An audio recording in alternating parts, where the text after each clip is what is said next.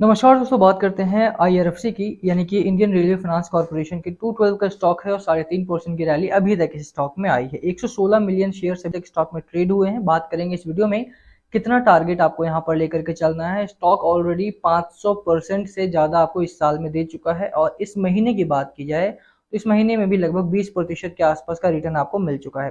तो कहां तक स्टॉक आपका जा सकता है, अगर आपने रिसेंटली बाय किया है तो कहां तक का आपका टारगेट होना चाहिए। साथ में बात ये भी होगी कि क्या आपको यहाँ पर बाय करना चाहिए और अगर आप बाय करते हैं तो टाइम फ्रेम क्या लेकर के चलना है और क्या रीजन है कि स्टॉक आपका लगातार तेजी में है। आईआरएफसी भी, आरबीएनएल भी, इन दोनों ही स्टॉक्स में बड़ी खबरें हैं, बड़े गुड न्यूज यहाँ पर हैं, बड़ी अच्छी खबरें हैं यहाँ पे, उन सबकी चर्चा यहाँ पे करेंगे डिटेल में। चलिए शुरू करते हैं इस वीडियो को, बट उससे पहले अगर आप चैनल पे नए हो तो प्लीज चैनल को सब्सक्राइब कर दो, हिट दैट बेल आइकन ताकि आपको नोटिफिकेशन मिल सके। चलिए स्टार्ट करते हैं। फर्स्ट ऑफ ऑल अगर आप आईआरएफसी की बात करो, जैसे मैंने कहा तो रिटर्न आपको बहुत अच्छा मिला है और अभी भी यहाँ पर बाय कॉल्स हैं। ऐसा नहीं है कि स्टॉक में इतना अच्छा रिटर्न मिलने के बाद सेल कॉल यहाँ पर आना स्टार्ट हो चुकी हूँ। आप देखेंगे 550% का रिटर्न आपको एक साल में मिल चुका है। 6 महीने में अगर आप बात करो पैसा डबल हो चुका है आपका, और अगर आप एक महीने में बात करो तो 20% के करीब का रिटर्न आपको यहाँ पर भी मिल चुका है। तो ओवरऑल अगर आप देखोगे तो कहीं ना कहीं स्टॉक ने एक अच्छा रिटर्न आपको दे दिया है। पैसा बना है स्टॉक में, पैसा गया नहीं है। और अभी भी यहाँ पर अगर आप बात करो तो बाय कॉल्स अभी भी आ रही हैं। अभी रिसेंटली भी अगर आप एचडीएफसी सिक्योरिटीज की यहाँ पर जाकर के रिपोर्ट देखोगे, रिसर्च रिपोर्ट, तो उन्होंने इसमें बड़ा बाय कॉल दिया और साथ में एक बड़ा हेफ्टी टारगेट भी दिया। उस टारगेट की मुझे उम्मीद यहाँ पर कम थी। बात करेंगे क्या है टारगेट, बट उससे पहले कुछ देख लेते हैं समस्याएं कहाँ पर हैं और यहाँ पर रीजन क्या है स्टॉक के बढ़ने का।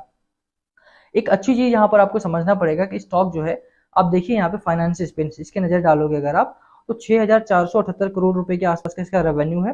वहीं पर मार्जिन मार्जिन मोस्ट इंपॉर्टेंट होता है कि 100 रुपए अगर ये खर्च कर रहे हैं तो कितना कमा रहे हैं।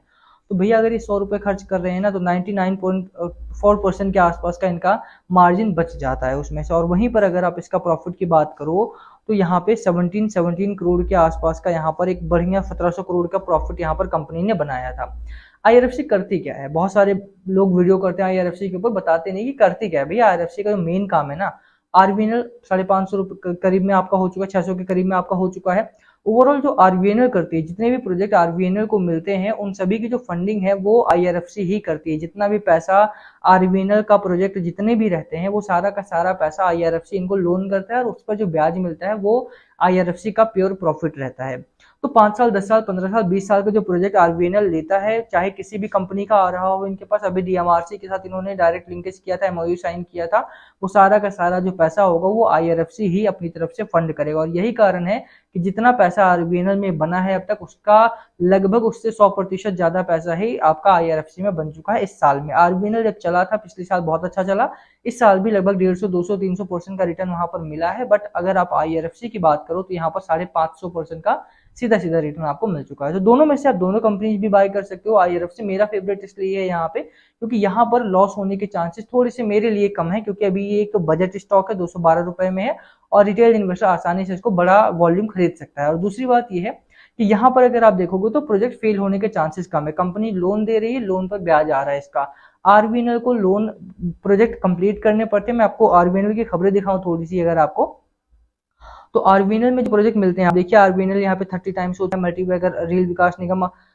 यहाँ पर आप देखिए आरबीएनएल इंक्स एमओयू विद तत्वीर विंस 187 करोड़ का यहाँ पर मेट्रो कॉन्ट्रैक्ट यहाँ पर मिला है 2 दिन पहले की अगर आप बात करो। नीचे आएंगे, आरबीएनएल वैल्यू कर रहा है इरकॉन से भी ज्यादा, इरकॉन और राइट्स के ऊपर निकल चुका है।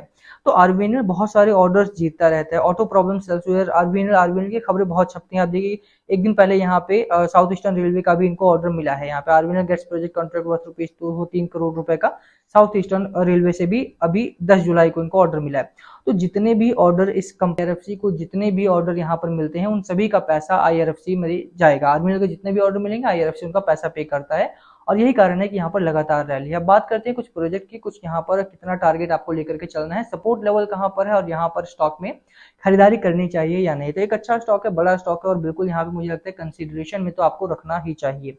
अपर एंड पे अगर आप बात करें तो 200 रुपए का एक सपोर्ट लेवल आपका बना हुआ है और 200 रुपए से लेकर के 195 रुपए तक का 200 टू 195 के आसपास का सपोर्ट लेवल, स्टॉप लॉस आपको रख के चलना चाहिए यहाँ पे स्टॉक में। और ओवरऑल अगर आप टारगेट की बात करते हो तो जो टारगेट आरबीएनएल को भी देखोगे तो उसके भी टारगेट बड़े आ रहे हैं और अगर आप आईआरएफसी की भी बात करो तो इसके भी टारगेट जो है वो काफी बड़े हैं। अगर देखिए सबसे जरूरी है कि जो मैं टारगेट बताऊंगा, वो तो आपके लिए है ही, बट आप रिसर्च रिपोर्ट जाकर के पढ़ेंगे तो आपको ज़्यादा बेहतर फायदा मिलेगा देखने को।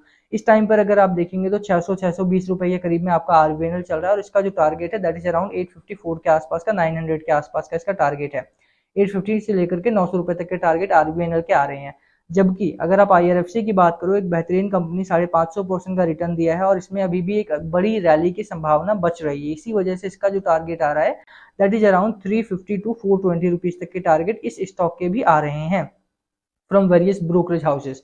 एक का नहीं बता रहा हूँ मैं, आईसीआईसीआई सिक्योरिटीज का भी है, एचडीएफसी सिक्योरिटीज का भी है, नमूरा का भी है। तो बहुत सारे टारगेट्स को मैं एवरेज करके यहाँ पर बता रहा हूँ। बहुत सारे ब्रोकरेज हाउस, छोटे बड़े एनालिस्ट जो यूट्यूब पर भी हैं, जो छोटे बड़े एनालिस्ट हैं, सबका एवरेज यहाँ पे 350 से लेकर के 420 तक के टारगेट यहाँ पर आ रहे हैं अभी के लिए।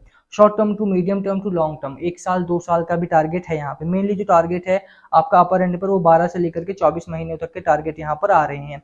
शॉर्ट टर्म के भी टारगेट हैं यहाँ पे कुछ। तो ओवरऑल अगर आप इस रेंज में भी लेकर के चलते हो तो टारगेट्स काफी अच्छे आ रहे हैं स्टॉक में।